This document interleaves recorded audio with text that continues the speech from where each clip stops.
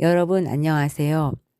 오늘은 요한복음 14장과 16장 말씀을 한번 같이 읽어보려고 합니다. 성령님께서 함께 해주시길 기도하면서 그렇게 해보겠습니다. 1절에 보면은 너희는 마음에 근심하지 말라. 하나님을 믿으니 또 나를 믿으라. 이 말씀에서 보면은 우리가 근심하는 것이 얼마나 그 뼈를 마르게 하고 또 우리의 마음의 즐거움은 우리에게 양약이 되는지에 대해서 잠언 17장 22절 말씀이 기억이 납니다. 또 이런 마음에 대한 것은 잠언 15장 13절 또 마태복음 13장 22절에 이렇게 있는데요. 우리가 하는 근심에는 두 가지 근심이 있다고 합니다. 고린도후서 7장 10절에 보면은 하나님의 뜻대로 하는 근심은 후회할 것이 없는 구원에 이르게 하는 회개를 이루는 것이요. 또 세상의 근심은 사망을 이루는 것이다. 이렇게 나와 있습니다. 그래서 근심에는 하나님의 뜻대로 하는 근심이 있고 세상 근심이 있죠. 그러니까 하나님의 뜻대로 하는 근심이라는 것은 바로 그 두렵고 떨리는 마음으로 이렇게 구원을 이루어가는 그 마음 상태를 말할 수 있겠습니다. 그런데 이렇게 근심할 때 베드로전서 5장 7절 말씀을 우리가 마음에 새겨야 하는데요. 너희 염려를 다 주께 맡기라. 이는 그가 너희를 돌보심이라. 우리 예수 그리스도께서는 우리의 목자 되시니까 말이에요. 그리고 빌립보서 4장 6절에서 7절 말씀을 보면 실질적인 우리의 어떤 방법이 나와 있는데요. 근심할 때 말이에요. 아무것도 염려하지 말고 다만 모든 일에 기도와 간구로 너희 구할 것을 감사함으로 하나님께 아뢰라. 그리하면 모든 지각에 뛰어난 하나님의 평강이 그리스도 예수 안에서 너희 마음과 생각을 지키시리라. 아멘. 이렇게 나와 있습니다. 그래서 우리가 걱정 근심이 생기면 그때는 바로 이 말씀을 기억해서 기도와 간구로 감사함으로 그렇게 함께 말씀드리면은 우리가 가장 힘들어하는 우리 자신 마음과 생각을 지킬 수 있다고 말씀하고 계시죠. 그럼 이렇게 이제 말씀을 보고요. 요한복음 14장 다시 본문으로 돌아가 볼게요. 14장 2절을 보면은요. 아버지 집에 거할 곳이 많다 이렇게 말씀하시면서 이제 가서 예수님께서 우리를 위해서 거처를 예비하신다고 나와 있습니다. 너희를 위해서 이제 그곳에 가서 집을 예비하시면은 우리를 하나님 나라로 영접하기 위해서 데리러 오신다는 것이에요. 우리를요. 너무 감사하죠. 왜 신랑이 신부를 맞으러 갈 때 한마디로 이렇게 결혼식 하기 위해서 데리러 가는 건 똑같이 말이에요. 그렇게 데려온다는 것이에요. 예수님께서 말이에요. 구름 타고 말이에요. 그 다음에 4절 내가 어디로 가는지 그 길을 너희가 아느니라 이렇게 말씀하세요. 예수님께서 제자들에게 이제 내가 어디로 가는지 너희는 알지 않겠냐 이렇게 말씀하시는데 도마가 그런데 이렇게 말해요. 주께서 어디로 가는지 우리는 알지 못하거든 어떻게 그 길을 어찌 알겠사옵나이까 이렇게 말을 한단 말이에요. 그래서 예수님께서는 쉽게 이렇게 말씀 앞에 하셨잖아요. 예수님이 이제 가는 길을 너희는 지금 알지 못하지만 내가 가서 집을 이제 다 하나님 아버지 그 집에서 다 준비하고 너희를 맞으러 오겠다 했는데도 불구하고 도마가 못 알아들으니까 예수님께서는 뭐라고 말씀하시냐면요. 내가 곧 길이요. 즉 예수님이 길이라 이렇게 말씀하세요. 그리고 진리요. 또 truth. 그다음에 생명, life 이렇게 말씀하시는 것이죠. 그러니까 여기서 생명이 life인데 또 생명의 단어는 삶이라는 뜻도 있잖아요. 삶. 리을 비움 받침. 그러니까 예수님이 없는 생명, 예수님이 없는 삶은 헛것이죠. 먼지와 같이 말이에요. 그렇게 알 수 있을 것 같아요. 그리고 아버지께로 올 수 없다 하니 예수님이 길 자체가 길이시니까 다른 길은 없는 것이요. no way죠. 그래서 이제 그때 하나님께서 알려주신 성령님께서 지혜 주셔서 알려주셨던 것은 바로 우리가 살아갈 때에는 한 번쯤은 예수님을 꼭 만난다는 것이에요. 그러니까 우리가 창세기부터 요한계시록까지 이렇게 시간이 쭉 간다고 만약에 성경책으로 그냥 그렇게 시간별로 되어 있지 않지만 성경책은 말이에요. 그러나 그냥 우리의 어떤 개인 시간이라고 생각하든 역사의 흐름이라고 생각하면 될 것 같아요. 예를 들어서 우리가 태어나서부터 죽을 때까지 생각한다면은 예수님도 똑같이 이 땅에 태어나서 2000년 전이시지만은 태어날 때부터 죽을 때까지 그 시간이 있었단 말이에요. 그런데 예수님은 30살까지 그리고 30살 이후에 또 공생에 시작하신 3년 동안 생활하신 그 동안을 구분해서 우리가 보게 되는데 그러나 우리 예수님 태어났을 때 자체에도 그때도 성령이 잉태하심으로 태어났기 때문에 우리와는 전혀 다른 하나님의 씨로 그리고 특별히 하나님 나라의 왕자로 이렇게 전지전능하신 하나님의 그런 분의 아들로 이 땅에 오셨죠. 그리고 나서 사람들의 몸을 입어야 하니까 성육신 하셔야 되고 또 말씀 자체가 되셔야 하고 빛 자체가 되셔야 하니까 마치 창세기 1장에서 하나님께서 태초에 창조하실 때 빛이 있으라 한 것과 같이 태초 이전에 그 이전에 예수님이 계셨음에도 불구하고 예수님께서는 이 세상에 육신의 몸을 입고 빛으로 그렇게 피지컬한 빛으로 오신 것이에요. 이 땅에 말이에요. 정말 우리가 태양을 보듯이요.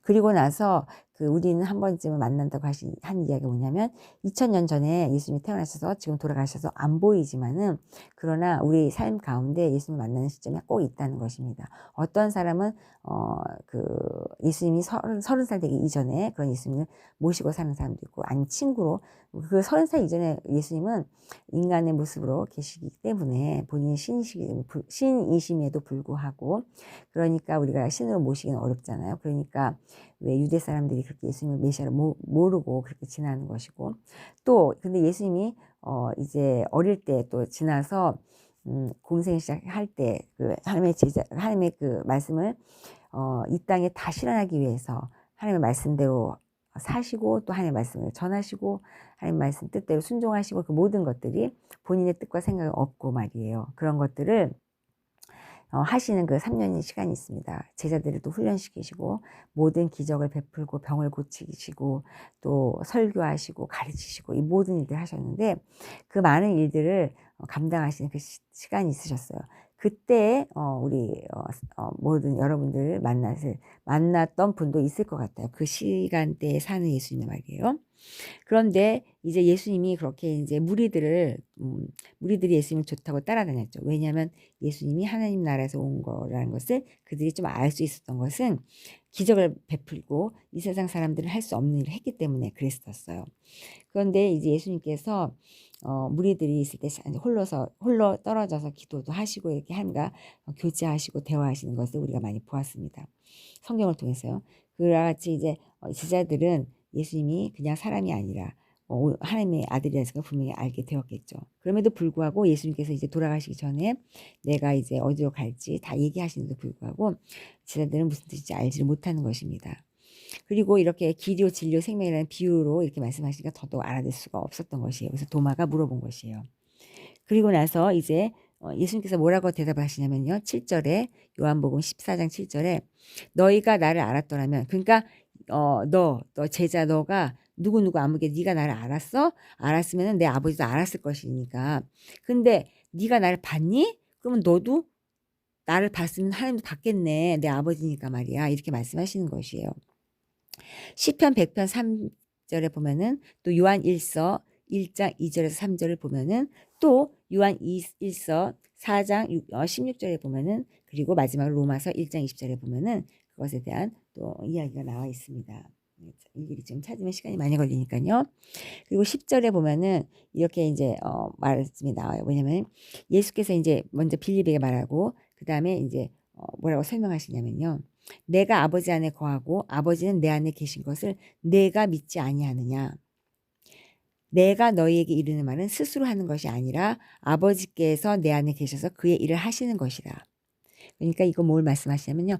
예수님은 하나님 아버지의 안에 거하고 있어요. 근데 하나님 아버지는 어디 계세요?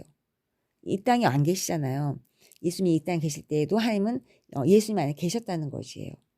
그리고 예수님도 하나님 안에 계셨다는 것이에요. 근데 여기서 예수님이 인간으로 오셨으니까 먼저 말씀하시기를 하나님 아버지 안에 계셨다는 것이에요.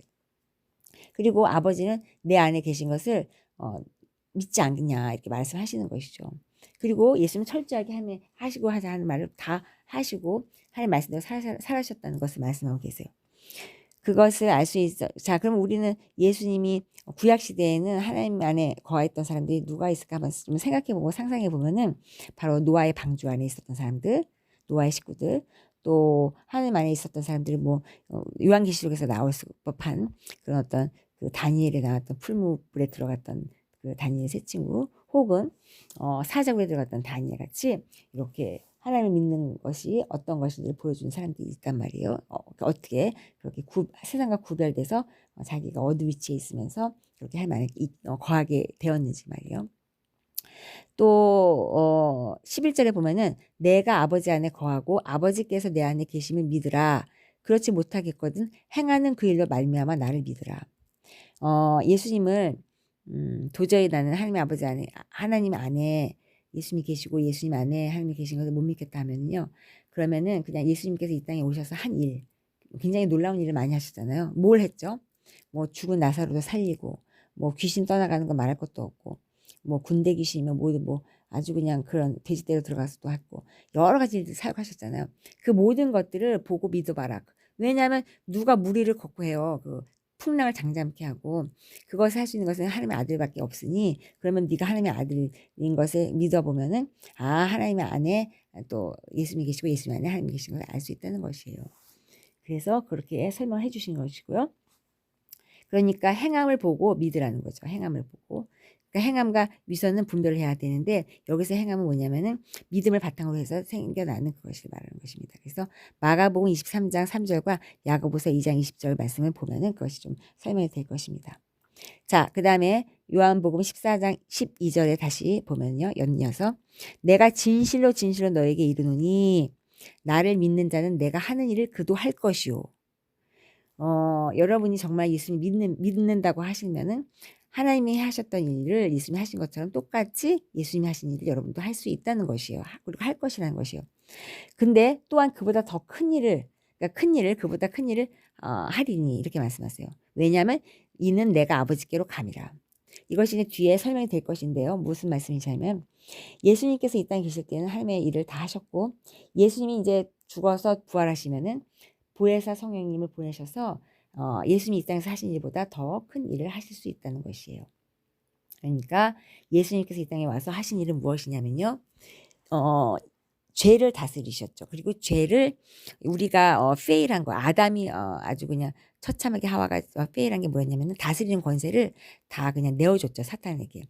그래서 생명을 다스리고 사람을 다스리는 권세, 즉 사랑으로 통치하고 다스리는 권세를 다 사탄에게 미움으로 다 내어줘 버리고 그리고 예수님께서 하신 것은 율법을 완성했죠. 뭐냐면은 우리가 그 욕심으로 인해서 그 죄를 다스리는 권세까지도 내어다 버리게 됐어요. 굉장히 어떻게 보면 더 사랑의 권세보다 쉬운 권세라서 하나님께서 그리고 그 죄를 다스리는 권세는 우리가 굳이 하나님께서 아직까지는 허용할 이유가 없기 때문에 그 선악을 따먹으면 안 된다는 그 열매, 그 나무 열매를 하지 말라고 했는데도 불구하고 사단이 속여서 욕심을 해서 그래서 의심해서 하나님의 관계를 의심하고 결국은 그 사망에 놓일 수밖에 없는 죄를 범하게 되는 것입니다. 그래서 결국은 다스리는 권세를 다 잃어버렸는데 그러므로 말미암아 그 모든 것이 다 깨어졌으나 보혜 성령님이 오면서 어떻게 되냐면요. 그 세상을 다시 통치할 수 있는 권리를 우리에게 주시는 것이에요. 그래서 세상보다 더 큰 일, 그리고 그래서 예수님보다 더 큰 일을 할 수 있는 것이에요. 그러니까 얼마나 이게 복된 소식입니까? 이게 복음이죠. 예수님이 오신 게 복음이죠. 그래서 이제 예수님이 이 땅에 오셨다가 가시면서 죄를 다스리는 권세도 해결하시고 사랑을 다스리는 권세도 해결하시면서 이제 사랑을 다스리는 권세를 완벽하게 해결하기 위해서는 바로 의를 이루셔야 되는데 그것이 바로 하나님의 의입니다. 사람을 다스리는 권세, 즉 선악과 나무를 따먹으면서 선과 악을 구별하면 안 되는데 그것을 분별하게 되면서 이제 결국 하나님께서 나중에 그것을 허용하게 되죠. 히브리서 말씀 보면 5장 6절에 보면 6장에 보면은 결국 그 단단한 음식을 먹으면서 하나님께서 우리에게 허락하시는 그 믿음의 사람들에게는 주시는 그 하나님의 의 그것은 바로 하나님의 법이며 하나님의 나라를 들어갈 수 있는 그런 굉장히 귀한 것입니다. 요한복음 14장 13절에 보면은 너희가 내 이름으로 무엇을 구하든지 내가 행하리니 이는 아버지로 하여금 아들로 말미암아 영광을 받게 하려 하심이라. 이 말씀에서 볼 수 있는 것은 이름의 권세를 볼 수 있는 것이죠. 예수님의 이름이 뜻이 무엇입니까? 그들의 죄의 백성의 그 죄에서 구원할 자라는 것이잖아요. 그러니까 이 이름의 권세처럼 똑같이 결국 어떻게 되냐면요. 요한복음 14장 13절 그 말씀을 또 생각해 보면은 요한복음 16장 23절에서 24절 말씀을 보면 알 수 있어요. 그 날에는 너희가 아무것도 내게 묻지 아니하리라. 내가 진실로 너에게 이르노니 너희가 무엇이든지 아버지께 구하는 것을 내 이름으로 주시리라. 지금까지는 너희가 내 이름으로 아무것도 구하지 아니하였으나 구하라 그리하면 받으리니 너희 기쁨이 충만하리라. 이렇게 말씀하고 계시는데 이 말씀에 대한 해석은 이제 요한복음 16장에 가서 하겠습니다. 그래서 이 말씀과 연관이 있다는 것까지만 말씀드리고요. 그 다음에 14절 말씀 내 이름으로 무엇이든지 내게 구하면 내가 행하리라. 자, 마태복음 7장 7절에서 8절 말씀에 보면은 또 이 말씀은 어디에 나와 있냐면 누가복음 11장 11장 9절에서 13절에 나와 있는데요. 내가 또 너희에게 이르노니 구하라 그러면 너희에게 주실 것이요 찾으라 그러면 찾을 것이요 찾아낼 것이요 문을 두드리라 그리하면 너희에게 열릴 것이니 구하는 이마다 받을 것이요 찾는 이는 찾아낼 것이요 두드리는 이에게는 열릴 것이니라. 너희 중에 아버지 된 자로서 누가 아들이 생선을 달라고 하는데 생선 대신에 뱀을 주며 알을 달라고 하는데 전갈을 주겠느냐. 너희가 악할지라도 좋은 것을 자식에게 줄 줄 알거든 하물며 너희 하늘 아버지께서 구하는 자에게 성령을 주시지 않겠느냐 하시니라. 아멘. 그러니까 하나님 아버지께서 우리에게 가장 주고 싶으신 거 예수님께서 말씀하시는 것은 바로 성령이라는 것입니다. 왜냐하면 성령이 한마디로 모든 것을 다 우리에게 주실 수 있는 능력의 하나님의 영이시기 때문이죠. 전지전능하신 하나님 말이에요. 믿는 자에게 능치 못하는 것이 없다는 것이 바로 이것이 아니겠습니까? 성령을 받는 것이요. 보혜사 성령이요. 그래서 이 말씀은 다시 한번 이제 읽어드렸고요. 그리고 이제 요한복음 14장 15절 넘어갈게요. 너희가 나를 사랑하면 나의 계명을 지키리라. 그러니까 성령을 구하라고 말씀하시고 무엇인지 구하는 대로 내가 다 행하겠다 하셨는데 다음에 바로 나오는 말씀이 너희가 나를 사랑하면 이렇게 말씀하십니다. 하나님은 사랑이시니까 하나님의 아들은 당연히 예수님도 사랑이시겠죠. 그런데 자, 왜 계명을 지키라고 하냐면요. 창세기로 한번 거슬러 가보세요. 왜 우리의 인간관계와 모든 인류의 역사가 다 엉클어지고 왜 이렇게 고통 가운데 우리가 타락한 삶이 되었냐면요. 결국은 하나님이죠. 하나님의 말씀에 순종하지 않았기 때문이에요. 하나님이 말씀하신 대로 이행하지 않았기 때문이에요. 그러니까 아담아 어디 있냐 하고 부를 때 냉큼 오지 못하고 숨으려고 했고 또 가인에게 너 왜 그렇게 했냐 동생을 죽였냐 했을 때도 사실도 말하지 않고 그렇게 하나님의 말씀을 딴소리를 하는 그런 어떤 핑계대고 탓하고 하나님이 그렇게 했던 모든 것들이 바로 그 했던 이유는 선악을 분별하는 그 나무를 먹으면 안 되는데 그 하나님의 말씀에 명령에 불복종했기 때문에 계명을 지키지 않았죠. 그래서 이제 에덴 동산에서 쫓겨난 후에 하나님께서는 가인에게 준 그 하나의 그 어떤 명령이 뭐였냐면 너는 죄를 다스리라는 명령이었어요. 왜냐하면 사람을 다스리는 게 더 어려웠기 때문에 쉬운 것을 준 것이에요, 사실은. 그러나 가인은 그것을 굉장히 무게가 어렵다고, 무게가 굉장히 있다고 자기는 두려워했죠. 그래서 하나님께서는 가인에게 표도 주시고 이렇게 보호해 주신 것이에요. 그렇게 사랑의 하나님이셨던 것이에요. 그래서 우리가 세상에 살 때 똑같지 않습니까? 예수님께서 뭐라고 하시냐면 수고하고 무거운 짐진 다들아 다 내게로 오라. 내가 이렇게 가볍게 해주겠다고 멍에를 주겠다. 쉬게 하겠다 하셨는데 그건 뭐냐면 가인과 같은 모습이죠. 우리가 죄짐을 한가득 지고 가는 모습이 얼마나 하나님 예수님 보시기에 처량하고 정말 목자 없는 양과 같이 그렇게 늑대 앞에서 있는 그 무서운 양들 같이 보였겠습니까? 그러니까 그렇게 하지 말고 다 내게로 오면 그 죄짐 무거운 것은 내가 다 지어주마. 그렇게 말씀하시는 것이에요. 그래서 이 말씀을 보면은 이제 마태복음의 말씀들이 쭉 있는데 마태복음 24장 10절에서 12절 말씀에 보면 이제 여러 가지 뭐 거짓 선지자가 나와서 많이 괴롭히고 또 이 구절 지나서 골로새서 전에 골로새 맞네요. 골로새 3장 12절에서 17절에 보면은 이제 우리가 어떻게 해야 되는지 다 나와 있단 말이에요. 평강으로 우리 마음을 주장하게 하고 또 무엇이든지 말이나 말에나 일에나 다 주 예수 이름을 하고 이렇게 중요한 말씀들이 있는데 골로새 3장 12절부터 17절은 무척 중요하기 때문에 이것을 꼭 한번 읽어보세요. 그래서 이것은 모든 것을 사랑으로 더하라는 것이고 왜냐하면 사랑은 하나님이시고 예수님이시니까 그리고 이제 평강을 마음을 주장하라고 하는데 이 평강을 주장하기 위해서는 우리가 평강을 마음을 주장해라 이렇게 할 수가 없고 결국 어떻게 주장해야 하냐면 예수님께서 예수님의 평강을 피스를 우리에게 주셔야만 가능하다는 것이에요. 성령으로 말미암아 말이죠. 부활하신 이후에요. 그래서 16절에 보면은 내가 아버지께 구하겠으니 그가 또 다른 보혜사를 너에게 주사 영원토록 너희와 함께 있게 하리니 그러니까 another helper인 보혜사 성령님께서 이제 여러분들과 함께 그렇게 있을 수 있는 이유는 예수 그리스도께서 여러분의 죄를 다 그 십자가상에서 구속하시고 돌아가셔서 사흘 만에 부활하신 이후에 이 일들이 가능하게 되었습니다. 그래서 여러분들이 영원토록 임마누엘 예수님과 함께 할 수 있다는 이유예요. 하나님과 마찬가지로요. 자, 17절 그는 진리의 영이라 이것은 이제 보혜사 성령에 대해서 설명입니다. 세상은 능히 그를 받지 못하나니 이는 그를 보지도 못하고 알지도 못함이라. 그러나 너희는 그를 아나니 그는 너희와 함께 거하시며 또 너희 속에 계시겠음이라. 그러니까 예수님을 잘 믿고 싶고 또 예수님께서 보내신다고 하는 부활하신 이후에 진리의 영도 여러분이 잘 알고 싶으나 여러분은 볼 수도 없고 세상은 말이에요. 또 그러나 제자된 사람은 볼 수 있다고 하신 것이에요. 왜냐면 알려주시니까 가르쳐주시고 보여주시니까 말이에요.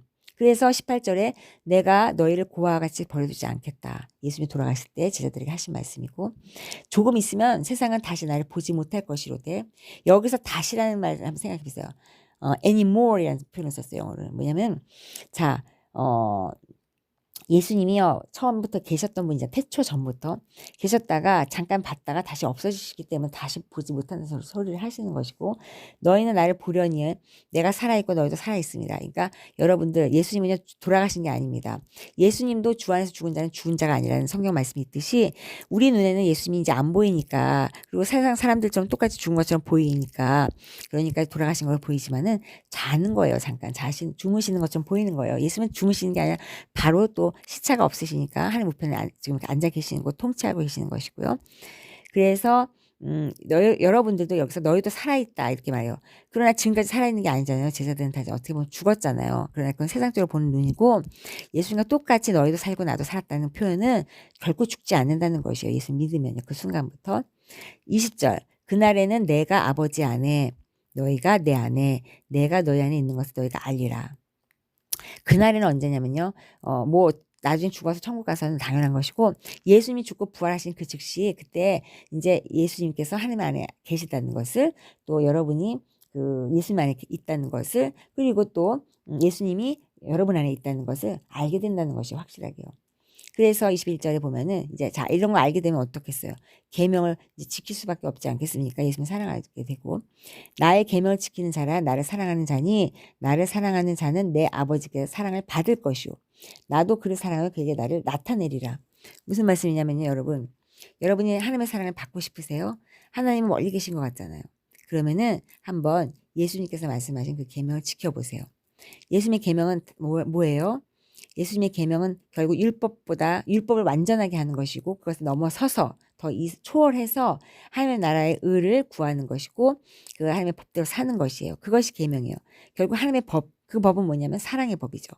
하나님을 그냥 마음을 다하고 생각을 다하고 뜻을 다해서 여러분 온 마음, 온 생각을 다해서 하나님을 사랑하는 거 그리고 또 이웃을 사랑하는 것은 내 몸처럼 강도를 만난 선한 사마리아인처럼 네가 그 여관에 데리고 가서 먹이고 입히고 치료할 돈을 다 줘서 깨끗하게 치료해서 보내는 것처럼 그렇게 손해 보더라도 고린도전서 13장 말씀처럼 사랑의 유익을 굳지 않고 무례 행치 않는 그 모든 그거 속성대로 하는 것 그것이 바로 이웃을 사랑하는데 너는 그 두 가지를 하라는 거라고 말씀하시는 것입니다.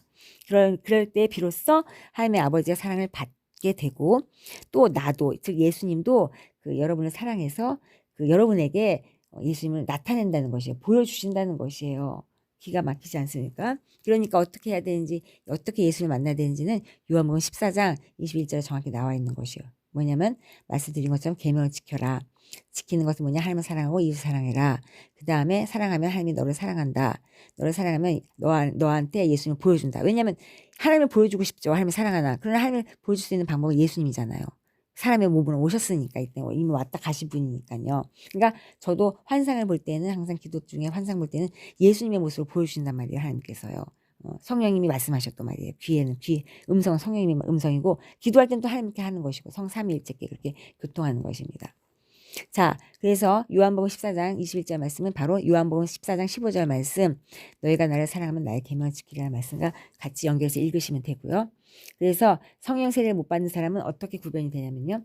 성령 세례를 못 받는 사람은 결국은 계명을 지키기가 어렵다. 이것을 보면 알 수 있어요. 그리고 또 14장 21절에 중요한 것은 여러분들께서 그 보여지는 믿음이 바로 행함에 함께 나타나서 완전하게 해준다는 것이에요. 야고보서 2장 어디예요? 22절 말씀에 보면 나와 있잖아요. 야고보서 2장 22절 보면은 뭐라고 나와 있어요. 여러분 그 찾아보시면 되겠고요. 자, 그 다음에 이제 거의 다 돼가는데요. 22절 가롯이 아니니까 가룟 유다가 아니에요. 가롯 유다가 아닌 그 가롯 말고 유다 제자 유다가 제자가 아니죠. 가룟이 아닌 그 유다가 이르되 주여 어찌하여 자기를 우리에게는 나타내시고 세상에는 아니하려 하시나이까 이렇게 물어봐요. 이게 뭐냐면요. 요한복음 14장 20절에 말씀하는 것은 한마디로 왜 예수님을 이렇게 세상에는 많이 안 보여주시고 저희한테만 이렇게 보여주세요 이렇게 말씀하신 것 같아요. 그게 뭐 아무한테나 보여줄 수 없는 거다 이렇게 말할 수 있겠지만은 이것을 말씀하신 이유는 바로 24절에 보면은 이제 24절 말씀처럼 세상에 이것을 말하지 않고 이렇게 제자들에게 말하는 이유가 있단 말이에요. 그 이유는 아무나게나 보여주실 게 아니라 예수님이 소원을 품게 하시는 하나님께서 품게 하시고 하나님이 예수님한테 주시고자 하는 사람들이 있어요. 한 명도 잃고 싶지 않은 그 사람들을 그 사람들에게만 먼저 보여주시고 하는 것이에요. 그래서 이끌림을 받을 수 있도록 그 사람들이요 성령에게 23절에 보면은요, 연이어서 이제 설명이 나오는데요. 예수께서 대답하여 이르시되 사람이 나를 사랑하면 내 말을 지키리니 내 아버지께서 그를 사랑하실 것이요. 여기 다 이해되시죠? 우리가 그에게 가서 거처를 그와 함께 하리라.